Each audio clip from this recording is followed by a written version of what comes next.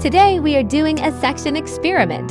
Sample 0.6 to 0.8 millimeters 95% zirconia beads. Inlay machine, grinding and polishing machine. Vickers hardness tester. Microscope will be used to do a cross-section experiment. The first thing to do is to make a sample. We first put a small portion of zirconia beads into the mounting machine. Spread the beads horizontally on the bottom and lower the setter liner.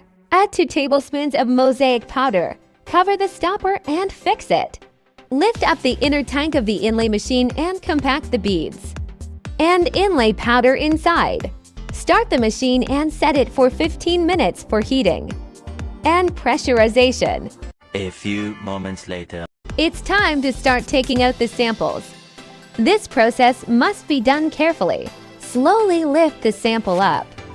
Cover the outlet with a rag and hold down with your hands.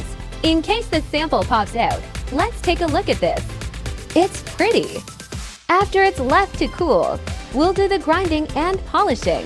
This step is mainly to grind half of the zirconia beads from the sample before polishing in order to observe the cross-section and internal structure of zirconia beads. A braid using a 600 mesh blade fix the sample. Then fix the grinding and polishing machine.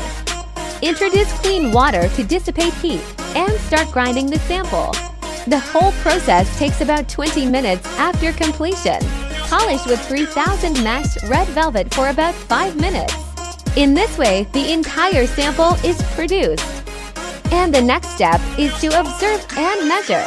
This process is mainly to observe whether the profile is hollow or uneven.